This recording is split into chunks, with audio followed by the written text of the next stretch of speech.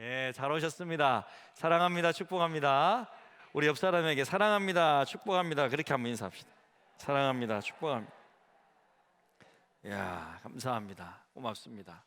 하나님의 특별한 은혜가 넘치시기를 바랍니다. 야, 아름다운 밤입니다. 우리 온라인상에서도 인사하시죠. 오늘 출석하신 분들 온라인이 지금 굉장히 뜨거운 걸로 알고 있는데 사랑합니다. 축복합니다. 온라인상에서도 인사해 주시고 그렇게 또 출석 확인해 주시고 그러면 좋겠습니다. 자, 여러분, 하나님의 말씀을 사랑하는 개인 형통할 줄로 믿습니다. 하나님의 말씀을 사모하고 공부하는 교회 부흥될 줄로 믿습니다. 하나님의 말씀을 붙잡고 살아가는 나라, 저는 여러분 오늘날 한국이 이렇게 뜨고 이렇게 잘 되는 것이 정말 우리가 그렇잖아요. 한 20년, 한 15년 뭐 이 정도만 해도 말씀 사경회가 있었고요, 부흥회도 있었고요. 정말 우리나라만큼 이렇게 말씀을 사랑하는 민족이 있을까 할 정도로 정말 말씀을 가르친다면 함께 나와서 우리가 공부하고 배운 그 자녀들, 그 사람들에게 하나님께서 지혜를 주셔서 이런 창조적인 에너지를 주셔서 이 나라가 이렇게 지금 전 세계 속에서 두각을 나타내고 있는 것은 아닌가, 저는 그렇게 확신합니다.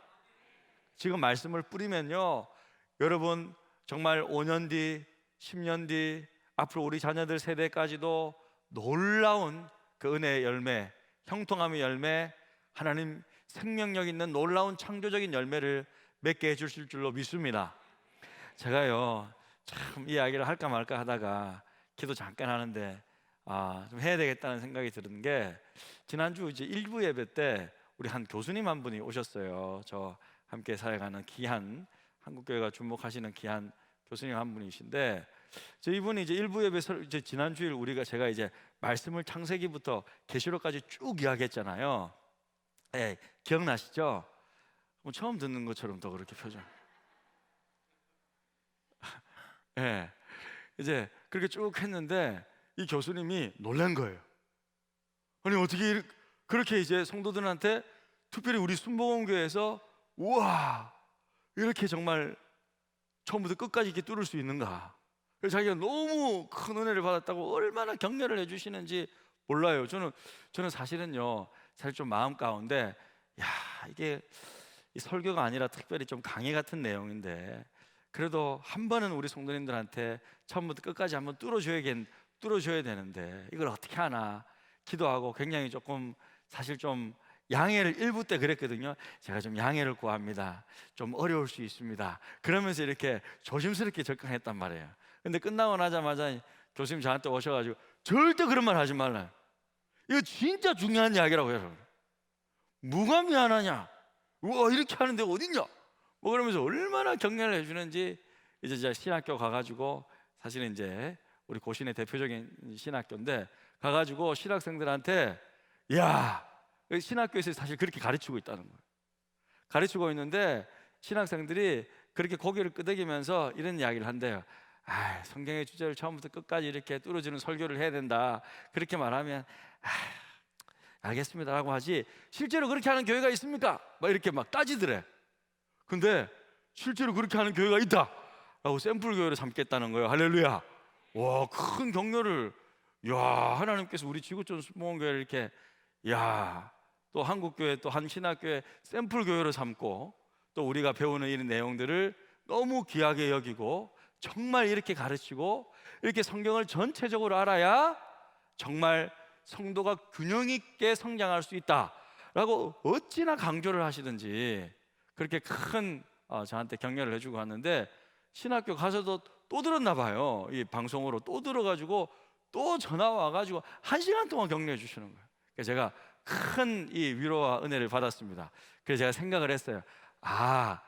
내 마음 가운데 조금 힘들 수도 있는데 우리 성도님들이 잘 이해하고 있으려나, 이런 마음 가운데 퀘스천이 좀 있었는데 하나님께서 나를 격려해 주셔서 우리 성도님 말씀으로 더 잘 먹이라고 하나님께서 그렇게 함께 해주시는구나. 저는 그렇게 응답을 받았어요. 할렐루야. 오늘도 그런 귀한 복된 밤 되시기를 주님의 이름으로 축복합니다. 그 교수님이 하는 말이 뭐냐면 자기는 복음서 중에서 마가복음을 가르친다는 거예요. 이게 가장 이게 중요하고 어떻게 보면 핵심이기 때문에 탁탁탁 가르치는데 저도 마가복음 가르치는데요. 이야 그러는 거예요. 이야 그래서 정말 하나님께서 이렇게 또 이 마음을 또 함께 하시는구나 그런 생각이 들어서 제 개인적으로 큰 또 위로와 은혜를 받았습니다. 오늘도 이 3장 마가복음 3장 배울 텐데요. 놀라운 진리의 보물들, 성경을 깨닫고 알아가는 것은요 금을 캐는 것보다 더 놀라운 거예요. 세상에서 가장 영광스럽고 복된 일이죠. 네? 저는 학부 때 경영학을 공부했는데 그때요, 그때 배웠던 것들 대단하다고 배웠거든요. 그때는 막 대우의 세계 경영을 배우고요, 뭐 이런 것들을 배웠는데 지금은 그런 거 주장하는 사람 아무도 없어. 불과 20-30년밖에 안 됐는데 지금은 그때 한창 인기 있던 기업들이요 그냥 뭐 100대 기업들 중에서 반도 안 남아 있어요. 제가 무슨 말? 그때는 세상에서 제일 좋은 거라고 배웠는데, 그리고 돈을 엄청나게 들여서 배웠는데 지금은 쓸모없게 된 것들이 너무 많다는 거죠. 하지만 말씀은요 변함이 없는 거예요. 할렐루야. 옛날에 예수님께서 이렇게 말씀하셨다고 지금 달라지고 이런 게 아니라는 거예요. 말씀은 진리이기 때문에 변함이 없다는 거예요. 지금 통용되는 이 세상에서 진리인 말씀은 우리가 영원토록 100년, 1000년, 만년 동안 살아도 하나님 나라에서 그대로 적용될 줄로 믿습니다. 예수님 말씀하시기를 천지는 없어지겠으나 천지는 없어진다 이거예요. 세상은 없어진다, 내 말은 없어지지 아니하리라. 할렐루야. 여러분 그게 지혜잖아요. 하나님께 투자하고 진리의 하나님의 말씀에게 투자하고 그 다음에 사람의 영혼에게 살리고 전도하는 이것에 투자하는 것만, 이게 가장 영원한 거니까 세상에서 값진 투자를 여러분은 지금 하고 있다 믿으시기를 바랍니다. 아멘. 자, 그런 마음으로 오늘 정말 마가복음 3장 같이 정말 집중해서, 여러분 다 성경을 읽어 오셨겠지만 여러분 금식하고 그냥 열심히 성경 읽으셨죠. 그냥 뭐 열심히 성경을 뭐 읽으셨을 텐데 그러지 못한 분들도 있으니까 우리 마가복음 3장을 드라마 바이블로 읽도록 하겠습니다.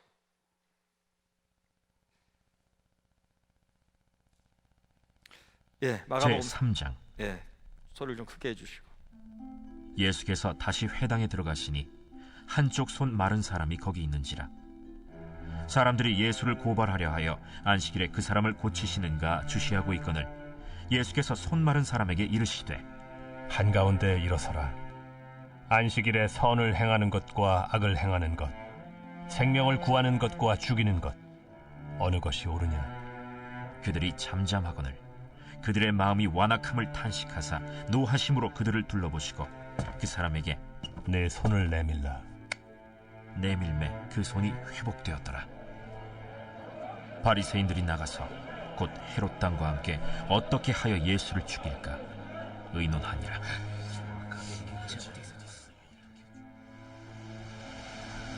예수께서 제자들과 함께 바다로 물러가시니 갈릴리에서 큰 무리가 따르며 유대와 예루살렘과 이두메와 요단강 건너편과 또 두로와 시돈 근처에서 많은 무리가 그가 하신 큰 일을 듣고 나오는지라. 예수께서 무리가 애워싸 미는 것을 피하기 위하여 작은 배를 대기하도록 제자들에게 명하셨으니 이는 많은 사람을 고치셨으므로 병으로 고생하는 자들이 예수를 만지고자 하여 몰려왔습니다. 더러운 귀신들도 어느 때든지 예수를 보면 그 앞에 엎드려 부르짖어 이르되 당신은 하나님의 아들이니이다 하니 예수께서 자기를 나타내지 말라고 많이 경고하시니라. 또 산에 오르사 자기가 원하는 자들을 부르시니 나온지라. 이에 12를 세우셨으니 이는 자기와 함께 있게 하시고 또 보내사 전도도 하며 귀신을 내쫓는 권능도 가지게 하려 하심이로라. 이 12를 세우셨으니 시몬에게는 베드로란 이름을 더하셨고 또 세베대의 아들 야고보와 야고보의 형제 요한이니 이 둘에게는 보아너게 곧 우레의 아들이란 이름을 더하셨으며 또 안드레와 빌립과 바돌로메와 마테와 도마와 알페오의 아들 야고보와 및 다데오와 가나나인 시몬이며 또 가룟 유다니 이는 예수를 판 자더라. 집에 들어가시니 무리가 다시 모이므로 식사할 겨를도 없는지라 예수의 친족들이 듣고 그를 붙들러 나오니 이는 그가 미쳤다 하밀러라. 예루살렘에서 내려온 서기관들은 그가 바알세불이 집혔다 하며 또 귀신의 왕을 힘입어 귀신을 쫓아낸다 하니 예수께서 그들을 불러다가 비유로 말씀하시되 사탄이 어찌 사탄을 쫓아낼 수 있느냐? 또 만일 나라가 스스로 분쟁하면 그 나라가 설 수 없고 만일 집이 스스로 분쟁하면 그 집이 설 수 없고 만일 사탄이 자기를 거슬러 일어나 분쟁하면 설 수 없고 망하느니라. 사람이 먼저 강한 자를 결박하지 않고는 그 강한 자의 집에 들어가 세간을 강탈하지 못하리니 결박한 후에야 그 집을 강탈하리라. 내가 진실로 너희에게 이르노니 사람의 모든 죄와 모든 모독하는 일은 사심을 얻되 누구든지 성령을 모독하는 자는 영원히 사심을 얻지 못하고 영원한 죄가 되느니라. 이는 그들이 말하기를 더러운 귀신이 들렸다 함이러라. 그때 예수의 어머니와 동생들이 와서 밖에 서서 사람을 보내어 예수를 부르니 무리가 예수를 둘러앉았다가 보소서, 당신의 어머니와 동생들과 너희들이 밖에서 찾나이다. 누가 내 어머니이며 동생들이냐? 하시고 둘러앉은 자들을 보시며 내 어머니와 내 동생들을 보라. 누구든지 하나님의 뜻대로 행하는 자가 내 형제요 자매요 어머니이니라. 할렐루야. 누구든지 하나님의 뜻대로 행하는 자가 내 형제요 자매요 어머니이니라. 아멘. 여러분, 마가복음 3장은요 한 5개 정도 내용이 있는 것 같아요. 처음에 보니까 1장부터 6장까지는 안식일에 또 예수님께서 손 마른 사람을 고치는 장면. 그러니까 손이 말랐다는 것은 손이 이렇게 꼬였다는 거죠. 이렇게 손이 이렇게 돼가지고 손을 한쪽을 거의 못 쓰는 사람을 말하는 거죠. 그 안식일날 고치는 장면. 그 다음에 예수님께서 또 병자들과 더러운 귀신을 고치시는 장면. 그 다음에 또 12 제자를 세우는 장면. 그 다음에 예수님과 바알세불. 예수님이 막 귀신을 내쫓는데 이것은 바알세불, 사탄의 힘을 힘입어서 이렇게 쫓아낸 것이다. 그렇게 논쟁하는 장면이 나오고, 그 다음에 누가 진짜 내 가족이냐, 예수의 또 형제 자매들이 와서 이야기하는 부분, 이렇게 5가지의 이야기가 나와 있습니다. 여러분, 이 마가복음은 다른 복음서하고는 달리 마태복음 같은 경우는 예수님께서 하신 말씀, 산상수훈 같은 말씀이 많이 기록되어 있어요. 근데 마가복음은 물론 예수님께서 지금 행하신 말씀도 많이 기록되어 있지만 특별히 행동과 장면들이 많아요. 마치 여러분 드라마 찍는 것처럼 장면이 탁탁탁탁 하면서 이렇게 스피드 있게 한 컷 탁 찍고 그 다음 한 컷 탁 찍고 이런 식으로 탁탁탁탁 이렇게 스피드 있게 이렇게 보여주니까 굉장히 약간 이게 좀 재미가 있죠. 장면들이 많이 바뀌니까. 오늘 첫 번째 장면은 뭐냐면 예수님께서 안식일에 손 마른 사람을 고치는 장면인데, 이때 또 누구랑 논쟁합니까? 바리새인들 또 서기관들이 딱 보고 있다가 이제 또 안식일에 조금 병을 고치는가 한번 보자라고 이렇게 또 이렇게 예수님 꼬투리 잡으려고 하는 장면이 나오고 있습니다. 자, 이때 예수님께서는 그들의 마음을 알았던 거죠. 여러분, 우리 지난 시간에도 말했는데 안식일, 생명을 살리는 날입니까? 죽이는 날입니까? 살리는 날이 돼야 되잖아요. 예? 근데 왜 예수님께서 고치고 살리고 하는 이것을 왜 이렇게 막냐고요? 왜 이렇게 하는 거예요? 그러니까 여러분, 이 바리새인들은 이제 그러니까 너무 하라 하지 마라 이 율법에만 강했지 하나님의 원래 마음을 몰랐던 거죠. 하나님은요 그냥 안식일 제정하면서 안식일을 정말 거룩하게 지키면서 그때 일하지 말라고 하시면서 왜 그렇게 했어요? 좀 쉬어라 할 거예요. 사람을 위해 만들어줬다. 그리고 안식일 날 누구를 찾아라? 예배하면서. 일을 안 하니까 사람이 일을 안 해. 그러면 일을 안 한단 말이에요. 그럼 뭘 하겠어요? 자기 생각을 할 거잖아요. 일을 안 하고 쉬면 생각을 할 거잖아요. 그러면 나에 대한 존재도 생각할 거고 내가 어디서 일을 안 하면 내가 어디서 왔는지, 이렇게 좀 철학적인 생각을 하면서 하나님을 생각하게 되고 또 예배하는 날로 지키면서, 그렇게 사람이 근본적으로 마음도 쉬고 육체도 쉬고 영혼도 쉬면서 정말 참된 안식을, 하나님께 예배하면 참된 쉼을 누리도록 수고하고 무거운 짐진 자들아 다 내게로 오라, 내가 너희를 쉬게 하리라. 이게 목적인데, 이 바리새인들은 어떻게 오히려 종교적인 부담, 종교점을 짐을 지웠다는 말이죠. 여러분, 원래 이 안식일을 참 놀랍게도 여러분, 바리새인들이 그 미시나 같은 것을 보면 안식일 날 하지 말라는 규정들이 몇 개가 있냐면요, 39개가 있어요. 왜 39개가 있냐면요, 원래 하나님께서 유대인의 좀 규정에 보면 39이 마지막이야. 예? 매를 때릴 때도 39대까지만 때릴 수 있어. 40대 맞으면 그냥 죽는다고 생각하기 때문에, 예? 바울은 39대까지 맞았잖아요. 그러니까 이게 39이 거의 마지막 이렇게 규정이거든요. 그러니까 안식일 날 하지 말라는 게 39개가 있어요. 그런데 그 39개 중에서 또 세부 규정이 각 규정마다 6개씩 있어. 39개가 아니고 39개 중에서 또 그 각각의 몇 가지씩 있다고요? 6개씩 또 다 있어. 이 첫 번째 6개 안 되고 세부적인 규정이. 그럼 뭐야? 39 곱하기 6 하면 몇 개예요? 예? 200? 예.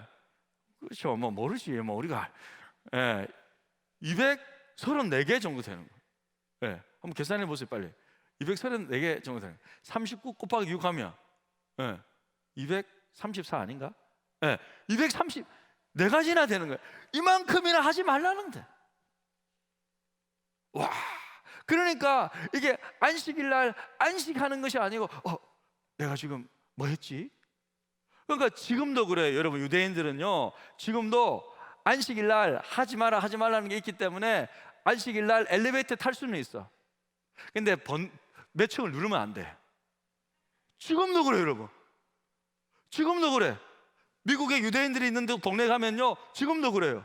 딱 하면요, 끝까지 있어요. 그럼 누군가가 이방인이 한 명 타야 돼. 딱 타면 딱 말은 할 수 있어요. 6 please, 이렇게 6층 좀 눌러달라. 그래 갈 수 있는. 여러분, 너무 웃기지 않나요? 근데 이렇게 산다니까 지금도. 그러니까 안식일 날 쉬는 게 아니라 완전히 이게 율법주의, 완전히 이렇게 우리를 이렇게 하고 있다. 그래서 여러분 한번 보세요. 자, 제가 강의 하나 한번 보세요. 안식일에 생명을 구하는 것과 죽이는 것, 어느 것이 옳으냐? 예? 안식일은 사람을 살리는 날인가 죽이는 날인가? 안식일은 사람을 위한 날이다. 그 다음에서 이 갈로는 누구예요? 누가 안식일의 주인이죠? 인자라도 앞에 부제로 인자라고 나와 있고, 예수님은 또 인자는 안식일의 주인이잖아요. 그러니까 안식일의 주인이 이제 안식일에 대해서 새롭게 정돈해 준단 말이에요. 안식일의 정신을 새롭게 가르쳐주면 좀 배워야지. 근데 자기들이 뭐라고, 바리새인들이 그 규정을 따지고 있어요. 그러니까 안식일의 핵심은 그날을 지키느냐가 아니라 하나님이 그날을 주셨다, 사람을 위해 주셨다는 데 있는 거예요. 바리새인들은 하나님의 마음을 헤아리지 못하고 종교 의식이나 전통을 어떻게 했다고요? 절대화시켰다. 그러면서 어떻게 했다? 정죄하였다. 하나님은요, 안식일을 축복의 날로 만들었지만 그들은 종교적 부담으로 사람들에게 변질시켜 버렸어요. 그러니까 너무너무 안타까운 거죠. 그래서요, 예수님은요, 예수님은요 분노하셨어요. 누구에게 분노하셨어요? 자, 5절 보겠습니다. 5절. 5절. 그들의 마음이 완악함을 탄식하사 노하심으로 그들을 불러버려요. 그들의 마음이 완악하다라는 것을 깨달았어요. 자, 여기서 완악하다라는 뜻은 뭐냐면 그 바리새인들이 자기들밖에 모른다는 거예요. 자기 외에는 다른 사람, 자기가 생각하는 것 외에는 다른 생각을 하지 않는다는 뜻이에요. 그게 완악하다는 뜻입니다. 이기적인 사람이라는 거예요. 그러니까 바리새인들 마음속에는요, 사람을 살리고 손이 마르게 이렇게 평생 살면 얼마나 불쌍해요, 여러분. 그냥 우리가 그냥 나가도 그냥 보통 사람도 지나가면 불쌍하겠다, 그잖아요. 어떡하나 저 사람은, 안 됐다 저 사람은. 그렇게 생각하는 게 인지상정인데 두고 보자. 지키는지 지금 살리는지 저 고치는지 한번 보자. 지금 고치는 거 봐라. 그 사람에게는 관심이 없다. 정말 그들은 그들 이스라엘 백성들의 지도자면 사랑으로 그들을 인솔해야죠. 그들을 위한 사람이 돼야죠. 근데 그거에 관심이 없다는 거예요. 자기 생각밖에 없다는 거죠. 여러분, 교회도 사실 이렇게 될 수도 있어요. 네? 정말 하나님의 뜻을 행하는가, 교회가 하나님의 기쁨이 되느냐, 이런 관심보다는 그냥 자기가 주장하는 거. 내가 말이야 교회는 이렇게 섬기는 겁니다 막 이러면서 이렇게, 여러분, 그렇게 자기가 주장하는 그것이 옳다고 자기 생각 가운데 빠져 있는 사람이 있을 수 있다. 그거는 바리새적인 사고이다. 절대로 하나님께서 그 사람을 통해서 역사하시지 않는다라는 것을 우리가 기억해야 돼요. 그래서 바리새인들은, 자, 강연 보면요, 보라색 부분, 바리새인들은 사람 살리는데 관심이 없었어요. 불쌍한 사람 도와주는데 전혀 관심이 없었단 말이에요. 예? 그러니까 복음적 사고가 뭐죠? 복음적, 사람을 살린다는 거죠. 복음적 사고라는 것은 뭐냐면 사람을 살리는 사고를 말하고 다른 사람을 살리기 위해서 내가 희생되는 게 복음이잖아요. 예수님께서, 그게 복음이잖아요. 다른 사람을 살리기 위해서 예수님이 죽으셨잖아요. 이게 복음적 사고라고요. 다른 사람을 살리기 위해서 내가 희생하는 게 복음적 사고인데, 그것이 복음적 사고는 없고 율법적 사고, 법 지켜야지, 무조건 규정 따져야지, 이런 어떤 안타까운 마음이 있었다는 거죠.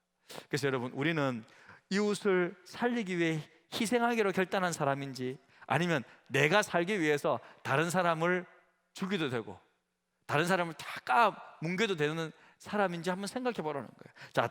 자, 이 부분에서 우리가 적용할 것은, 나는 생명을 살리는 자인가 죽이는 자인가? 자, 여러분은 생명을 살리는 사람입니까? 아니면 죽이는 사람입니까? 여러분, 말을 어떻게 하십니까? 제가 예를 들었죠. 예를 딱 들어와 있는데, 일을 할 때에 규정에 매여 있는 것은요, 서로에게 큰 스트레스가 돼요. 무엇은 사람을 죽인다. 야, 갈로 안에 뭘까요? 뭐가 사람을 죽일까? 정죄가 사람을 죽이는 거예요. 정죄가 사람을 죽이는 거예요. 우리는 사람 중심의 언어 생활을 해야 돼요. 그러니까 정죄하는 언어 생활이 아니라 사람 중심의 언어 생활. 그러니까 예를 들어서 주일에 빠졌어요. 누군가가, 김 집사 빠졌어, 최 권사가 빠졌어. 그러면 누가 최 권사 안 왔네. 그러면 옆에 산 쪽에서, 권사가 말이야 주일에 빠져도 돼? 안 되는 것들, 요즘 것들은 그냥 혀를 쫙쫙 하면서 말해. 요즘 진짜 젊은 권사들은 안 돼. 그래서 내가 주지 마라 그랬잖아. 권사가 말이야 주일에 빠지고. 근데 모르잖아요, 우리가 왜 빠졌는지, 너무 아파가지고 힘들어서 빠졌는지, 정말 코로나에 감염돼가지고 지금 격리하고 있는지 모르잖아요. 그렇기 때문에 우리가 누군가가 빠져 있으면, 어디 아프세요? 집사님, 오랜만에 봤어. 김 집사님, 지난주에 안 보이던데 어디 아팠어요? 이렇게 걱정해 주는 말을 해야 되는 거예요. 할렐루야. 이런 말이 돼야지. 김 집사, 지난주에 어디 갔어? 집사야, 그럼 돼? 뭐 이렇게 우리가 정죄하는 말을 하면 안 된다. 우리가 사람 중심의 말, 내 언어 생활이, 내 언어가 사람을 살리는 말이 되어야지 율법적으로 판단하고 정죄하는 말이 되면 안 된다. 지난 주일날 제 일부에 오셨던 교수님이 사실은 서울에 강의하러 이제 오셨던 거예요. 그래서 우리 교회에서 일부 예배 드리고, 다른 교회 이제 큰 교회에서 이제 강의도 하시고 이런데, 저한테 이제 잠깐 하시는 말씀이, 교회 분위기가 너무 다르다라는 거예요. 그쪽 이제 우리 교회는 교육자들과 분위기가, 일부 예배 왔어도 교육자들 분위기가 얼굴이 살아 있대. 굉장히 자유로운 분위기, 막 웃고 활기차고 막 살아 있는 분위기인데, 그 같은 교회는 규정들이, 담임 목사님이 이렇게 뭔가 해놓은 규정들이 너무 많아가지고 교육자들이 다 움츠려 있는 거예요. 내가 실수하면 안 되는데, 표정이 막 이렇게 위축돼가지고 내가 실수하면 안 되는데, 이런 표정이라 가지고 본인도 설교할 때 이 말이 담임 목사님 하지 말라는 말인가? 막 엄청 위축되면서 설교했다는 거예요. 자유로운 가운데 하는 것이 아니라, 여러분 성경의 말 주의 딱 해봐요. 주의 영이 계신 곳에는 자유함이 있느니라. 할렐루야. 성령이 임한 곳에는요 자유함이 있는 거예요. 자유함이 있는 거예요. 정말 그게 참, 하나님은, 우리 주님은요 우리에게 참 자유를 주시기 위해서 오신 거예요. 예? 그러니까 여러분 신앙생활도 자유롭게 하십시오. 자발적으로 하십시오. 믿음 생활도 자발적으로, 그런 기쁨 가운데 자발적으로 하는, 여러분 다 자발적으로 오셨잖아요. 막 오라 해가지고 전화하라 그래서 온다고 뭐 오겠어요 여러분? 그게 아니잖아요 요즘 같은 때. 그러니까 자발적으로, 그냥 창조적으로, 내가 좋아서, 말씀 배우는 게 좋아서, 하나님을 사랑해서, 정말 우리가 그런 신앙생활, 참 자유와 기쁨과 감사와 감격이 있는 그런 축복된 신앙생활 되시기를 주님의 이름으로 축복합니다. 아멘. 예, 그렇게 되었으면 좋겠습니다. 자, 우리 다음에 가보면요 예수님의 치유 사역이 나오는데 8절을 보니까 이제 예수님이 이제 인기가 이제 절정이에요. 근데 8절에 보니까 이런 말씀이 있어요. 이제 많은 병자들이 나오고 있는데 유대와, 자 3장 8절입니다. 화면 보시고, 아니 여러분 성경 보셔도 되고, 유대와 예루살렘과 이두메와 요단강 건너편과 또 두로와 시돈 근처에서 많은 무리가 그가 하신 큰 일을 듣고 나아오는지라. 자, 여러분 여기가 어디예요 지금? 자, 옛날에는 몰랐지만 지도를 받은 지금은 우리는 이제는 다르다. 자, 유대, 자 지도 한번 보시겠습니다. 자, 한번 지도 한번 보면 유대, 여러분 지도에 나와 있잖아요, 그죠? 네, 지도 있잖아. 자, 유대 찾았죠? 네, 유대 찾았죠? 그다음 예루살렘은 도시니까 찾았죠? 네, 찾았습니다. 자, 그 다음에 이두메 찾았습니까? 예, 이두메 여기 있잖아. 이두메 밑에, 유대 밑에 이두메잖아. 찾았습니다. 그 다음에 요단강 건너편. 자, 요단강이 사해바다를 중심으로 이렇게 요단강이 있는데, 자 유대 땅에서 요단강 건너편은 어딜까? 베레아 보이십니까? 저기를 말하는 거예요. 그러니까 베레아라는 말은 안 했지만 요단강 건너편 베레아를 말하는 거예요. 저 지역을 말하는 거예요. 자, 건너편 또 두로와 시돈. 두로와 시돈은 어디 있어? 여러분? 자, 두로와 시돈은 어디냐면요 저 위에 보세요. 베니게 보이죠? 베니게 저 뒤에 보니까 대해 지중해 붙어서 두로 보이죠? 시돈 보이죠? 그러니까 여러분 어떻다는 말이에요 지금? 이 말에 의하면 가나안 온 전역에서 예수의 소문이 다 퍼진 거예요.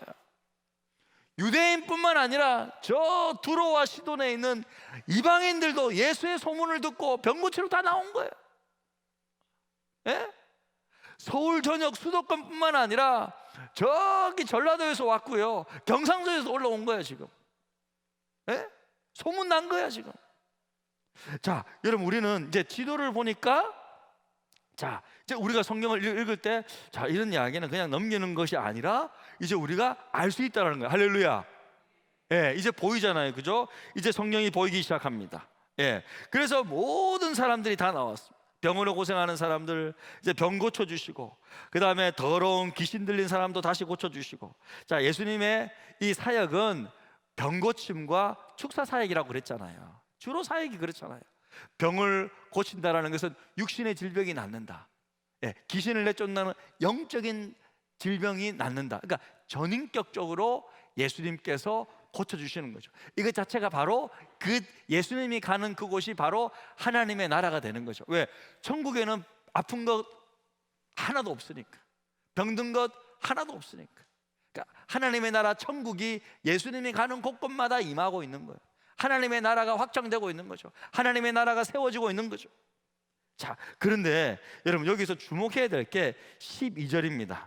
자, 귀신 들린 사람이 이렇게 낫고, 더러운 귀신들도 당신은 하나님의 아들입니다 라고 하니까, 자 12절 같이 읽겠습니다. 시작. 예수께서 자기를 나타내지 말라고 많이 경고하셨다. 자, 여기부터는 제 설명을 조금 들어야 돼요. 자, 여기 잠깐 들어야 돼요. 여러분 마가복음은요 놀랍게도 예수님께서 자기를 나타내지 말라라는 침묵 명령이 딱 있어요. 그러니까 다른 복음서에도 있어요. 근데 이렇게 딱 계속 나를 드러내지 말라, 너 내가 고침받았다고 말하지 말라. 병 고침받은 사람이나 귀신들한테 너 입 다물어라고 침묵 명령을 시켜요. 그런데 어느 순간 뒤로부터는 예수님께서 서서히 자기를 공개하기 시작하세요. 그 기준이 어디냐면 마가복음 8장 29절이에요. 베드로의 신앙 고백에 있는 장면이에요. 예? 왜 그런가? 자, 마가복음 8장 27절부터 여러분 한번 같이 읽겠습니다. 화면 보세요. 이건 화면 보셔야 돼. 같이 읽겠습니다. 시작. 예수와 제자들이 빌립보 가이사라 여러 마을로 나가실세. 길에서 제자들에게 물어 이르시되 사람들이 나를 누구라고 하느냐? 제자들이 여짜오 이르되 세례 요한이라 하고 더러는 엘리야 더러는 선지자 중에 하나이다. 또 물으시되 너희는 나를 누구라 하느냐? 베드로가 대답하여 이르되 주는 그리스도이시니이다 하매 이에 자기 일을 아무에게도 말하지 말라 경고하시고 인자가 많은 고난을 받고 장로들과 대제사장들과 서기관들에게 버림받아 죽임을 당하고 사흘 만에 살아나야 할 것을 비로소 그들에게 가르치시되 드러내놓고 이 말씀을 하시니. 자, 여기까지. 자, 여러분 여기가 마가복음의 전환되는 포인트예요. 베드로가 첫 번째 수제자고 대표 제자잖아요. 이 수제자가 이제 예수님께서 진짜 누구이신지를 딱 아는 순간부터 예수님은 그때부터 자기를 공개적으로 드러내기 시작하세요. 그 전까지만 하더라도 예수님은 침묵 명령을 시킨다고요. 왜 그러냐면 이것은 오해 때문입니다. 유대인들은요, 메시아가 오면 자기들을 정치적으로 군사적으로 해방시켜 줄 거라고 믿었어요. 다윗과 같은 메시아, 다윗이 뭐예요? 다윗은 그 지역을 다윗 때는 정치적으로 통일한 강력한 통일 왕국이 되었거든요.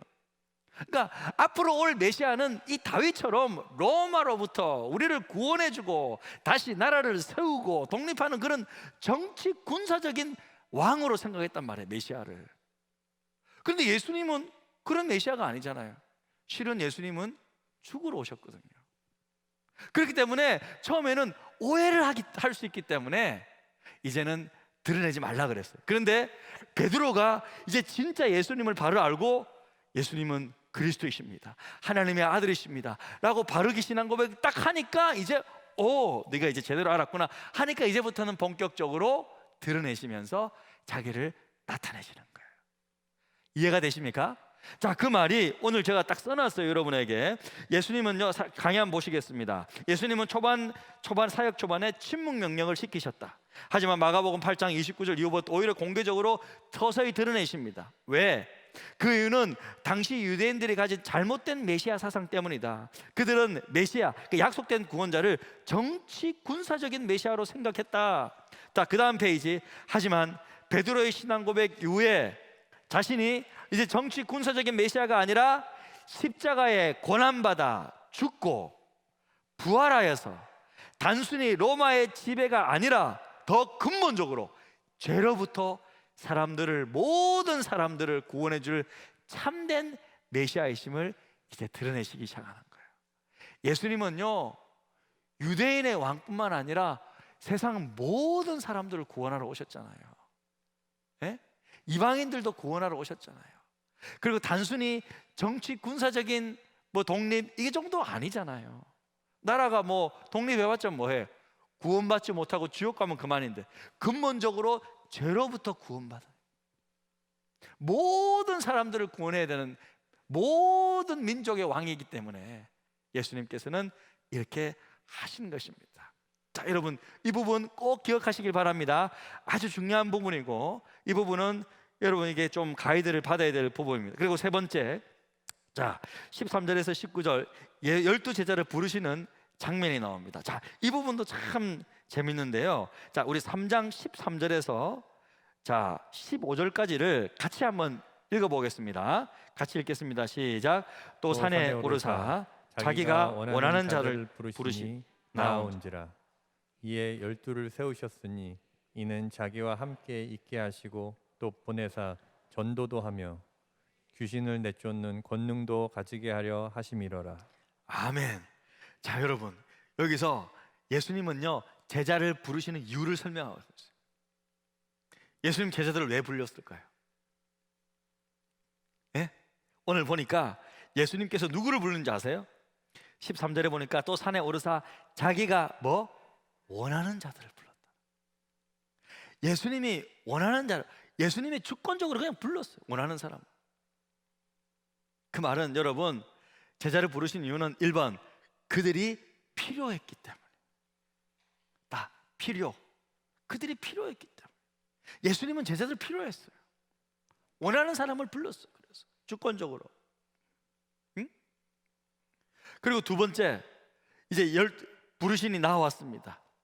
자, 이에 12를 세우셨으니 이는 뭐 자기와 어떻게 함께 있게 하시고. 여러분, 두 번째는 뭐냐면, 자, 갈로 안에 그들과 함께 하시고 싶어 했기 때문이다. 함께. 자, 함께 하시고 싶으셨기 때문이다. 함께. 야, 놀랍죠. 예수님이 그 제자들과 함께 있고 싶어서 불렀대. 여러분, 저는 믿어요. 예수님께서 저와 여러분, 하나님께서 저와 여러분을 부르시는 이유는, 여러분, 하나님이 왜 사람을 만들으셨을까? 일시키기 위해서? 저는 그렇게 생각하지 않아요. 하나님이 우리를 만드신 이유는, 사람은 하나님의 형상으로 만들었단 말이에요. 왜 만들었을까? 하나님은요, 사람과 함께 교제하기 위해서 만들었어요. 함께 관계 맺기 위해서 만들었어요. 예수님이 왜 제자들을 부르셨을까? 그들과 함께 있고 싶어서 그랬어요. 우리는 주님이 필요로 하죠. 맞습니다. 우리는 하나님 필요로 합니다. 맞아요. 그런데 좀 더 근본적으로 따지면 우리 하나님도, 우리 주님도 우리와 함께 있기를 기뻐하시는 분, 교제하기를 기뻐하시기를 원합니다. 네? 부모가 자식을 찾고 자식이 부모를 찾고. 참, 제가 예전에 제 친구가 이렇게 참 친하게 지냈던 학창 시절에 친구가 있는데, 이렇게 멀리 이제 떨어져 있다가 오랜만에 만났는데요, 일부러 막 찾아왔었어요. 대학 때 이제 학교에 찾아왔는데 저한테 딱 찾아오고 하는 말이 뭐냐면, 신성아, 왜 우리 여행 가자 그러는 거예요. 여행 가자고? 그때 굉장히 바빴거든요. 여행을 가자고? 그래, 어디를 가? 그럼 어디를 갈까? 그러니까 친구가 하는 말이, 신성아, 어디를 가는지는 중요하지 않다. 난 너와 그냥 함께 있고 싶다. 다 그러더라고요. 와, 감동을 받았어요. 제가 결국 못 갔어요. 시간이 결국 못 갔지만 큰 감동을 받았어요. 와, 그렇구나. 그러니까 함께 하고 싶어요. 함께 하고. 사람은 서로 함께. 이게 하나님의 형상인 사람, 우리를 닮았죠. 누가 보고 싶고 필요로, 우리는 서로를 필요로 해요. 함께 있고 싶은 거예요. 꼭 뭘 안 해도, 그죠? 어딜 꼭 안 가도, 맛있는 거 안 먹어도, 영화 같이 안 봐도, 여러분 함께. 그래서 우리 주님도 저와 여러분과 함께 하기를 원하신다는 거 믿으시길 바랍니다. 야, 참 얼마나 이게 영광스러운 거예요. 그래, 자, 주님은 제자들을 필요로 했습니다. 함께 하시고 싶어 했습니다. 그것뿐만 아니라 이제는 또 뭐라 그랬어요? 또 보내사 전도하고 또 15절에 귀신을 내쫓는 권능 또 가지게 하려 합니다. 자, 전도한다는 것은 복음 전하는 것을 말하는 거고, 귀신을 내쫓는다는 것은 이거 아무나 못 하잖아요. 귀신은 누가 쫓을 수 있어요?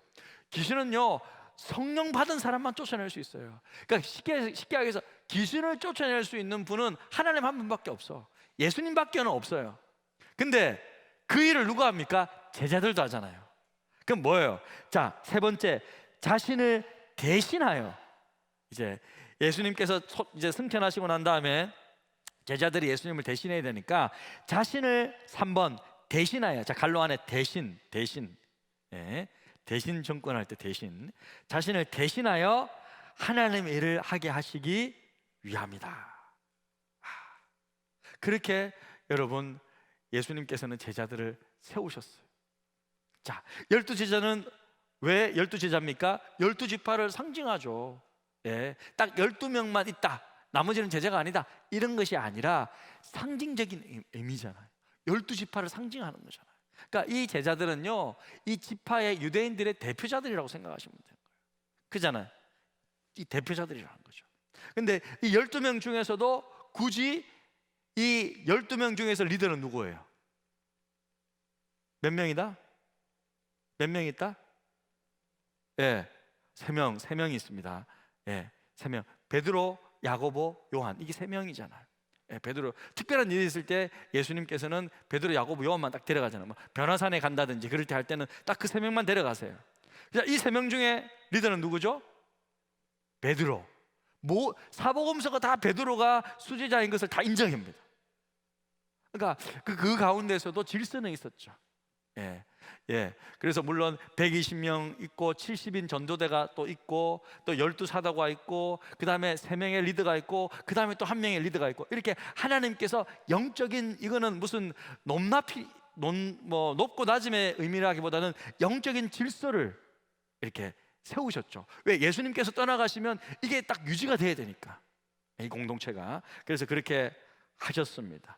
그래서 그들은 12제자는 12지파를 상징하고 그들은 예수의 주권적인 선택에 의해 자기가 원하는 자들을 뽑으셨어요. 부름받았습니다. 주님은 우리를 기대하시고 필요로 하십니다. 할렐루야. 예. 그래서 여러분 기억하십시오. 주님이 저와 여러분과 같이 있고 싶어 한다는 것을. 감동적이지 않습니까? 주님이 우리와 함께 있기를 원하신다. 그러니까 여러분, 주님과 함께하는 시간을 꼭 갖기를 주님의 이름으로 축복합니다. 그냥 율법적인 무슨 기도 시간 말고 개인적으로 여러분 어디 있든지 주님 저와 함께 있기를 원하시죠. 주님 감사합니다. 여러분도 주님 찾으시고, 예. 주님은요 그냥 고요한 가운데 아버지 하나님이라고 부르면요 기도 시작되는 거예요. 기도 시작되는 거예요. 그냥 기도 시작되는 거예요. 자, 적용. 나는 주님이 원하는 제자인가? 아니면 예수를 팔 제자인가? 여러분 어떤 사람입니까? 여러분은 여러분의 어떤 목적이 있으면, 예? 제가 참 안타깝게도 어떤 예전에 교회 할 때 어떤 친구는 좀 목적이 있었던 것 같아요. 어떤 자매를 만나기 위해서 어떤 형제가 교회에 들어온 것 같아요. 그래서 막 저한테 너무 잘 보이고 정말 믿음이 좋은 것처럼 보였는데 알고 보니까 그게 아니었던 거예요. 문제가 많은 형제였어요. 그래가지고 제가 그 결혼을 이렇게 자매 쪽에서 이제 그 형제의 안 좋은 부분을 알고 결혼을 못 하겠다고 딱 막고 저도 이건 중단시켜야 되겠다 딱 막으니까 그때부터는 돌변하는 거예요. 막 교회를 욕하고 저를 욕하고 막 그러면서 막 교회를 떠나는 거예요. 그러니까 결국 예수를 파는 거죠. 그러니까 어떤 목적에 있어서 교회를 들어왔던 거였어요. 그러니까 여러분은 정말 그런 어떤 정말 주님이 원하는 제자가 될 것인지 아니면 나의 어떤 목적 때문에 예수님도 팔 수 있는 사람이 될 것인지 이거를 선택해야 될 것 같아요. 여러분은 정말로 예수님께서 원하시는 제자가 되시기를 주님의 이름으로 축복합니다. 아멘. 정말 그렇게 되시기를 정말 축복하고 기대합니다. 자, 그래서 제자는 뭐냐? 제자는 예수를 따르는 자들입니다. 예수를 따르는 자들이 예수의 제자들이는 거죠. 자, 네 번째. 그 다음에 이제 20절부터 30절까지는 예수와 바알세불에 대한 논쟁이에요. 자, 이것은 여러분 좀 이 가나다라 이거 한번 보시면 자세하게 좀 설명이 나와 있습니다. 첫 번째는요, 서기관들이 예루살렘으로부터 온 서기관들이에요. 또 서기관들이라는 것은 말씀을 율법을 잘 기록하고 보관하는 리더층에 있는 사람들이죠. 그러니까 주로 예루살렘에 좀 집중되어 있는 사람들인데 서기관들이 예루살렘부터 온 서기관들이 예수께 나와가지고 이게 귀신을 쫓아낸다는 말은 이게 하나님의 아들임을 증명하는 거거든요. 그러니까 너무 당황스러운 거예요 지금. 그러니까 어떻게 하든지 예수님을 좀 깔아뭉개야 서기관들과 바리새인들은 자기들이 이제 밥그릇을 챙기는 거니까 지금 인기가 지금 예수님께 다 가고 자기들한테 점점 빼앗게 되니까 지금 자기들의 권위가 실추되고 있는 거예요. 그래서 이걸 예수님을 한번 깔아뭉개야 되겠다 싶어서 이 예수께서 귀신을 쫓아내는 것은 귀신의 왕 바알세불 사탄 같은 말이에요. 이게 사로잡혀서 그 힘에 빌려서 귀신을 쫓아낸다고 주장했어요. 근데 여러분, 이것은요 심각한 말이에요. 왜냐하면 여러분도 아시다시피 뭐 귀신을 빙자해서 주술하는 주술 활동은요, 하나님께서 신접한 사람 바로 죽이라 그랬거든요. 율법에서는요, 주술 활동을 하면 죽이라고 나와 있어요. 이거는요 그냥 뭐 가차 없어요. 네. 굉장히 심각한 이런 그러니까 제가 설명해놨죠. 나 같이 읽겠습니다. 한번 읽어봅시다. 시작. 당시 유대 사회에서 주술은 중범죄로 여겼기에 이것은 심각한 문제적이었어요. 하지만 그들에게는 치명적인 논리 결함이 있었죠. 뭐예요? 그게 뭐냐면 다에 설명되어 있습니다. 사탄이나 다른 귀신들의 패배는 사탄의 세력에 대한 타격을 의미하잖아요. 한 나라가 한 나라를 멸망시키고 자기들끼리 망하게 하는 거잖아요. 이것은 그 유대 세계관 가운데 이런 거는 없거든요. 그래서 따라서 예수님께서 축사사역, 귀신을 내쫓는 이 사역은 사탄의 역사일 수가 없다라는 거죠. 왜? 서로 망하게, 한 집에서 서로 싸우면 망하게 되는 일을 아무리 사탄이라도 어리석은 사람들, 어리석게도 그렇게 하겠느냐? 안 한다 이거예요. 아주 논리적인 추론입니다. 그러면서 예수님께서 라 같이 읽겠습니다. 이에 대해 예수님은 인간의 모든 죄가 용서될 수 있지만 성령 해방죄, 즉 자신을 거부하는 죄는 용서받지 못한다고 경고하였습니다. 예, 이거 뭐 성령 해방죄가 뭐예요? 한마디로 말하면 뭐냐면, 여러분 오늘날에 한번 생각해 봅시다. 자, 오늘날에 여러분 우리의 모든 죄 가운데 용서받지 못할 죄가 있어요? 제 생각에는요, 성경의 어떤 가르침에 의하면 용서받지 못할 죄는 없어요. 하나님은 다 용서하실 수 있어요. 근데 딱 한 가지는 용서 못 하셔. 그게 뭐죠? 그럼요, 예수를 안 믿는 죄. 이건 어떻게 방법이 없는 거예요. 끝까지 구원자 되신 예수님을 거부하는, 하나님 입장에서는 우리를 구원하시기 위해서 얼마나 큰 대가를 치르셨어요. 자신의 아들 예수님을 이 땅에 보내셨을 뿐만 아니라 그 예수님이 그 큰 고통을 당하고 죽으셨단 말이에요. 자기 아들이 엄청나게 그냥 하나님도 고통 속에서 그거를 참고 인내하시면서 자기 아들 예수님이 우리 인간들을 구원하시기 위해 죽었는데 이 예수를 거부한다고? 이거는 용서할 수 없다라는 거죠. 이 큰 사랑을 베풀어 줬는데 받지 못한다? 이건 방법이 없다는 거죠. 자, 여러분, 예? 정말 제가 여러분에게 진짜 좋은 선물을 준다 이거예요. 줬는데 이거를 먹으면 여러분 정말 병도 낫고 만병통치약이야. 예? 제가 여러분에게 줬어. 근데 여러분들이 이거를 부담스럽다고 받지 않고 먹지 않으면 어떻게 돼? 못 고침받는 거죠. 그러니까 선물을 아무리 좋은 선물을 줘도 아우 부담스러워요, 아우 괜찮습니다, 아우 부담스러워, 이러면 못 받으면 못 받는 거잖아요. 네. 그러니까 성령 해방죄라는 것은 뭐냐면 하나님께서 보내신 이 예수 그리스도를 계속 거부하는 그들의 마음, 이 귀신이 한 짓이다 그러면서 막 해방하고 이 예수님 자체를, 구원자 예수 그리스도 자체를 계속 거부하고 거절하는 이런 죄는 용서 못 받는다, 그런 말씀인 거예요. 그래서 오늘날에도 똑같아. 다 용서받을 수 있어요.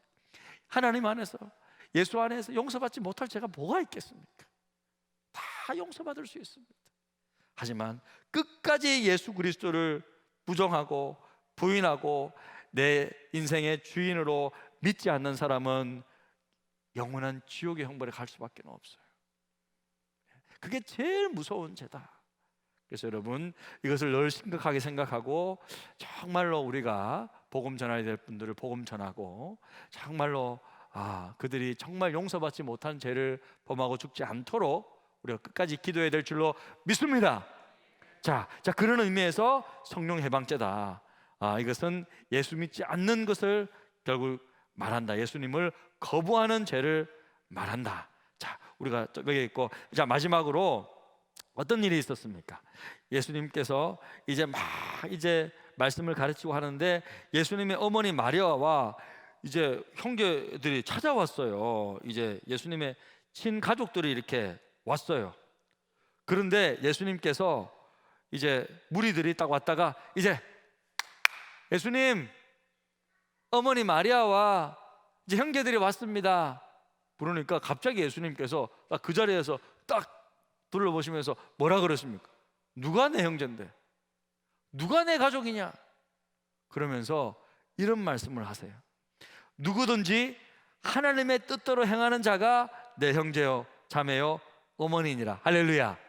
와, 여러분 아마 제 생각에는요, 이 말을 들었던 주위에 같이 예수님과 같이 있었던 사람들은 깜짝 놀랐을 거예요.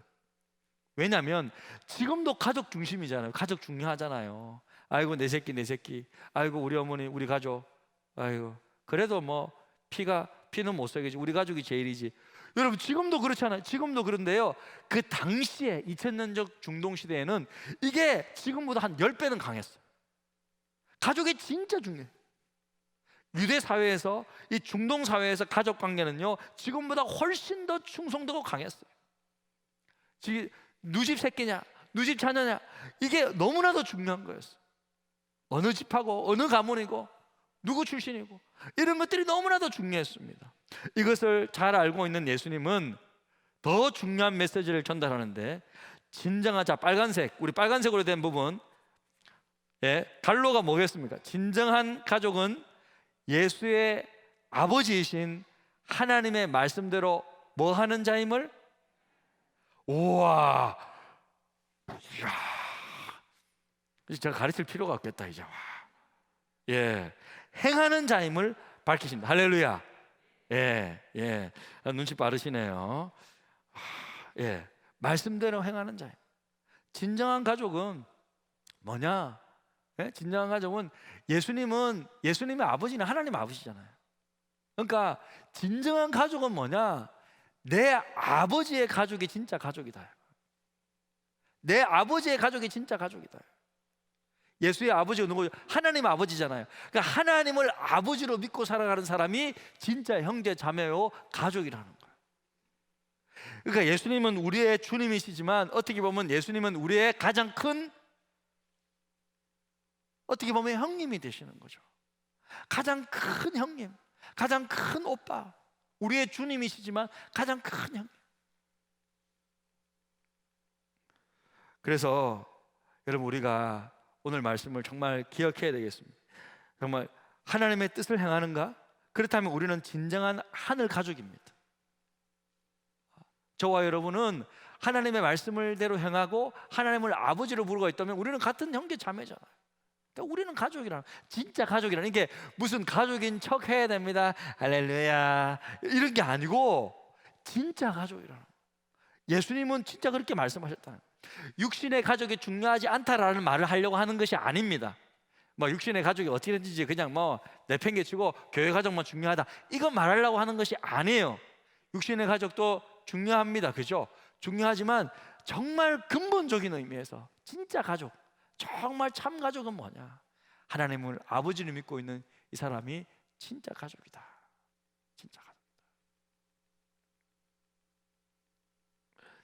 그래서 예전에 제가 잠깐 말씀드렸지만, 한 엄마 밑에서 두 아들이 있었는데, 이제 엄마가 이제 예수 믿는 가족인데 이제 딱 이제 마지막 유언을 남겼는데 큰 아들한테는 뭐라고 했냐면 굿나잇. 큰 아들 굿나잇 그렇게 말한 거예요. 그러니까 굿나잇, 이제 잘 자, 뭐 이런 뜻이고, 둘째 아들한테는 굿바이 이런 거예요. 실제로 굿바이라는 건 안녕, 헤어지는 거예요. 굿바이. 근데 둘째 아들 너무 놀라는 거예요. 엄마, 왜 형한테는 굿나잇하고 나는 왜 굿바이 해? 굿바이 인사해? 마지막에? 그러니까 엄마가 하는 말이, 형님은 예수님 믿잖아. 천국 가면 우리 같이 만날 거거든. 그래서 굿나잇 인사한 거야. 너는 예수님 안 믿잖아. 그래서 너하고 나하고는 이제 영원히 헤어지는 거야. 그래서 굿바이 하는 거야. 그러니까 둘째 아들이 막 갑자기 뭐 어머니가 막 죽는 그 순간에 눈이 막 팍 하면서, 엄마 내가 잘못했어. 나도 예수 믿을게. 나도 굿나잇 인사해줘. 나 엄마랑 헤어지기 싫어. 그러면서 그 순간 예수 믿었더라. 실제 실화예요. 리더스 다이제스트에 있는 글인데 실제로 그렇게 돼 있어가지고 그 형이 그 글을 썼죠. 올린 건데, 여러분, 그래서 정말 그런 것 같아요. 예수 믿고 가족이 영원한 하늘 가족인 줄로 믿습니다. 예수를 주님으로 믿으십니까? 그럼 저와 여러분은 영원한 가족입니다. 우리는 천국에서 만날 거예요. 우리 지구촌 타운에서 큰 어떻게 맨션이 어떨지 모르겠지만 지구촌 타운에서 올로 장로님들 계실 거고 하면서 김장로 막 그러면서 서로 거기서도 장로라 부를지 햄이라 부를지 언니라 부를지 모르겠지만 우리가 같이 영원토록 주와 함께 그 지역을 다스리며 살게 될 것입니다. 여러분, 우리는 영원한 하늘 가족인데 누가 하늘 가족입니까? 하나님의 말씀을 행하는 자, 주님의 뜻을 행하는 자, 그 사람이 예수 그리스도의 제자고 진정한 참 가족이 될 줄로 믿습니다. 아멘. 그래서 여러분, 오늘 꼭 이 말씀 기억하시고 오늘 이렇게 쭉 마가복음 3장 배운 거 기억하시면서 우리 찬송, 우리 기도 같은 찬양을 하나 올려드리고 좀 기도의 자리로 나아갔으면 좋겠습니다. 주님 말씀하시면 우리 같이 한번 찬양해 볼게요. 주님 말씀하시면 내가 나가리다. 주님 뜻이 아니면 내가 멈춰서리다. 나의 가고 서는 것 주님 뜻에 있으니 오 주님 나를 이끄소서. 주님 말씀하시면 주님 말씀하시면 내가 나가리다. 주님 뜻이 아니면 내가 멈춰서리다. 나의 가고 서는 것 주님 뜻에 있으니 오 주님 나를 이끄소서. 뜻하신 그곳에 나 있기 원합니다. 이끄시는 대로 순종하며 살리니 연약한 내 영혼 통하여 일하소서. 주님 나라와 그 뜻을 위하여 뜻하신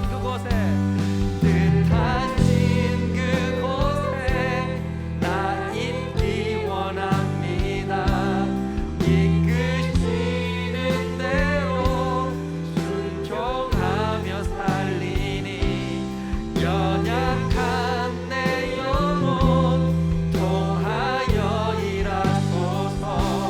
주님 나라와 그 뜻을 위하여 오 주님 나를 이끄소. 오 주님 나를 이끌어 주십시오. 오 주님 나를 이끄소서. 여러분 이 시간 한번 기도했으면